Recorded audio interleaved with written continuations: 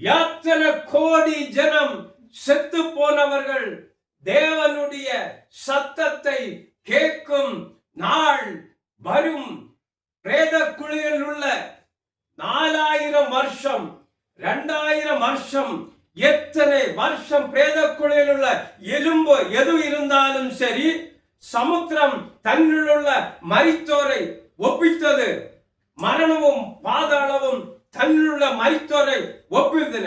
இது எது இருந்தாலும் சரி, இல்லாமல் இருந்தாலும் சரி, தேவனின் தேவ எக்கால சத்தம் கேட்டு காலம் வரும். அல்லேலூயா.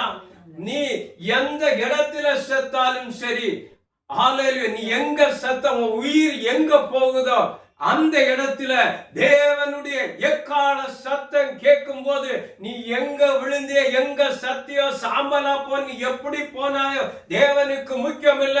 அந்த இடத்திலிருந்து நீ எழும்பி வருவ. ஹல்லேலூயா. வேத வசனம் இதுதான் சொல்கிறது.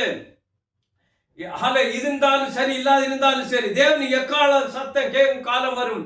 இதை குறித்து நீங்கள் ஆச்சரியப்பட வேண்டாம். நீ இதை டவுட் படாத. இயேசு எழுதி கொடுத்துக்கிற வசனத்தை யாருமே டவுட் படக்கூடாது. நீ ஆச்சரியப்பட வேண்டாம். எல்லாம் நடக்கும். அல்லேலூயா. என்னால செய்யக்கூடாத அதிசயமான காரியம் ஒன்றுண்டோ? எல்லாமே நடக்கும். இயேசு சொல்கிறார், என்னால செய்யக்கூடாத அதிசயமான காரியம் ஒன்றுண்டோ?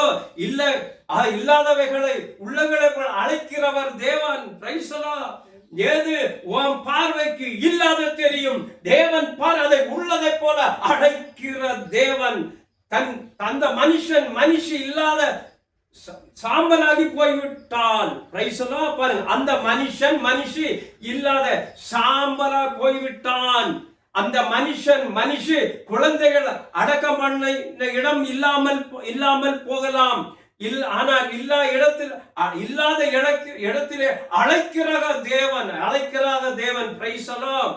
குழந்தைகளாவட்டு யாராவட்டு கர்ப்பத்தில மகனை கலைத்திருக்கலாம். எத்தனை பேர் எத்தனை குழந்தைகளை கலைத்திருக்கிறார்கள், அபேஷன் பண்ணி இருக்கிறார்கள்.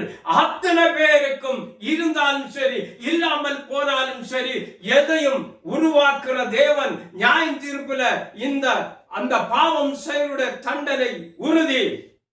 ஹல்லேலூயா. ஆனால் இல்லாத இடத்தில் அழைக்கிறவர் தான் தேவன். எவ்வளவு கல்லர்கள் இருந்தாலும் ஒரு பிணம் இருக்கக்கூடிய இடம் பார்த்து பாரு, ஒரு பிணம் இருக்கக்கூடிய இடம் பார்த்து, லாசருவே வெளியே வா, மரித்தவன் வெளியே வந்தான் என்றும். இது நல்ல கவனிங்க. 4 நாள் நாற்றம் அடித்திருந்த லாசருவே இயேசு வெளியே வா என்று சொன்னவுடன் ஹல்லேலூயா வந்தான் என்று சொன்ன தேவன். ரகசிய வருகையில் தேவ எக்கால சத்தம் துணிக்கும் போது பிரேத குழியில் இருக்கிற பரிசுத்தவான்கள் அவர்கள் காதுகள் மட்டும் சத்தம் கேட்கும். ஹல்லேலூயா. இங்க 2 பாருங்க. எந்த பிரேத குழிகள் நீ எங்க அடக்கம் பண்ணி வைத்திருக்கிறியோ அந்த தேவனுடைய எக்கால சத்தம் கேட்கும் போது அந்த பிரேத குழியில் இருக்கிற அத்தனை பரிசுத்தவான்கள் எழுந்து ஹல்லேலூயா இருக்கிற பரிசுத்தவான்கள் காதுகள் மட்டும் சத்தம் கேட்கும். கொஞ்சம் யோசித்து பாருங்க. அவருடைய சத்தம், அவர் பூமியில் இறங்க மாட்டார். ரகசிய வரைக்கு வானத்தில் தோன்றுவார். அவருடைய அந்த எக்கால சத்தம் கேட்டவுடன் எங்கெங்கெல்லாம் கல்லறை இருக்கிறதோ அத்தனை கல்லறை இருக்கிற பிரேத குழியில் இருக்கிற ஜனங்கள் அப்படியே பரிசுத்தவான்கள் எழுந்திருப்பார்கள். ஹல்லேலூயா. கிறிஸ்துவை சொந்த இரட்சகராக ஏற்றுக்கொண்டு நற்கிரியைகளை செய்தவர்கள் முதலாம் உயிர்த்தெழுதலில் பங்கடைவார்கள். பாருங்க, கிறிஸ்துவை சொந்த இரட்சகரை ஏற்றுக்கொண்டு நற்கிரியைகளை செய்தவர்கள். Praise the Lord. முதலாம் நற்கிரியைனா இரக்கம் உள்ளவர்கள், பாக்கியவான்கள். அவர்கள் இரக்கம் பெறுவார்கள். அநேகருக்கு இறங்கி எத்தனை பேர் சாப்பாடு இல்லாமல் இருக்கிறார்கள், சாப்பாடை கொடுத்து நீதி உள்ளவனாய் இருக்க வேண்டும். அக்கிரமம் செய்கிறவர்கள் தண்டிக்கப்படுவதாக இரண்டாம் உயிர்த்தெழுதலில் பங்கடைவார்கள். பாருங்க, அக்கிரமம் செய்கிறவர் பாவம், பரிசுத்தவான்களுக்கு முதல் எழுப்புதல், உயிரோடு எழும்புவார்.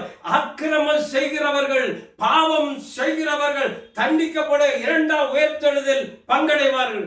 இதுவே வெள்ளை சிங்காசன நியாயம் தீர்ப்பு. ஹல்லேலூயா.